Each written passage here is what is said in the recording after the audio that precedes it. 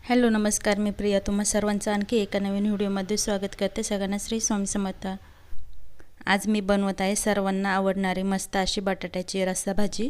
त्यासाठी मी बटाटे पाण्यात भिजत ठेवले पहिले, म्हणजे बटाट्यावरची माती निघून जाईल। कढई गरम झाल्यानंतर मी कढईमध्ये 2 ते 3 चम्मच तेल टाकलं। तेल गरम झाल्यानंतर मोहरी टाकली। मोहरी व्यवस्थित तडतडल्यानंतर त्यामध्ये 4 ते 5 बारीक चिरलेले कांदे टाकले। कांदा व्यवस्थित परतल्यानंतर अर्धा टोमॅटो टाकला। कांदा आणि टोमॅटो व्यवस्थित परतल्यानंतरच मसाले टाकून घ्यायचे। आपण नेहमी भाजीला वापरतो ना तेच मसाले टाकलेत मी। लाल तिखट टाकली, हळद, कांदा लसूण मसाला, मटण मसाला आणि 1 ते 1.5 चम्मच शेंगदाण्याचा कूट टाकून घेतला। आणि शेंगदाण्याचा कूट टाकताना जास्त नाही टाकायचं, एकदम थोडंसं टाकायचं, नाहीतर आपली भाजी व्यवस्थित लागणार नाही। आता मी शेंगदाण्याचा कूट व्यवस्थित भाजल्यानंतर त्यामध्ये कपभर पाणी टाकलं फक्त, आणि हे झाकण ठेवून व्यवस्थित शिजू दिलं मसाला। आता मसाला शिजतोय तोपर्यंत बटाटे कापायला घेतले। बटाटे पहिलेच नाही कापून ठेवायचे, जेव्हा आपण भाजी बनवायला घेऊ ना तेव्हा बटाटे कापायचे। आता मी इथे 4 बटाटे घेतलेत मध्यम साईजचे। इथे आपल्याला जेवढी भाजी पाहिजे ना तेवढे बटाटे घ्यायचे। आणि बटाट्याचे काप करताना आहे ना छोटे नाही करायचे, असे मोठे करायचे। 1 बटाट्याचे 4 काप करून घेतले मी आणि व्यवस्थित पाण्यामध्ये धुवून घेतले परत। आता इथे बघू शकता बटाटे कापून होत आहे तोपर्यंत इथे मसाला व्यवस्थित शिजला पण होता।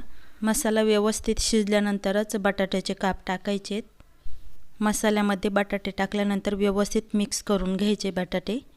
जर घरात कोणतीही भाजी नसेल तर बटाटे तर असतातच सगळ्यांच्या घरामध्ये, तर नक्की ही रेसिपी ट्राय करून बघा। आणि जास्त वेळ पण नाही लागत, झटपट होणारी रेसिपी आहे ही। आता बटाटे शिजण्यापुरतं मी पाणी टाकून घेते। 1 ग्लासभर पाणी टाकलेलं आहे मी।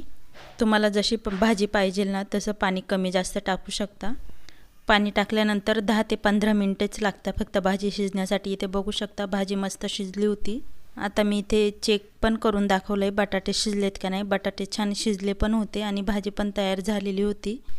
वाटण न टाकता खूप छान अशी भाजी झालेली आहे बटाट्याची। तुम्ही पण नक्की ट्राय करा आणि टेस्टला तर खूपच छान लागते। आणि भाजी बनवताना त्यावरची साल नाही काढायची बटाट्याची, तशीच राहू द्यायची बटाट्याची साल। भाजी शिजल्यानंतरच कोथिंबीर टाकायची।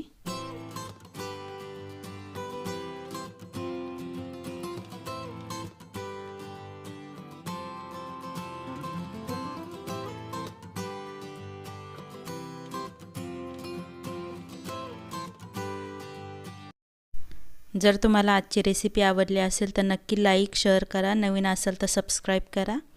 भेटूया पुढच्या व्हिडिओमध्ये, तोपर्यंत बाय सगळ्यांना। श्री स्वामी समर्थ। धन्यवाद।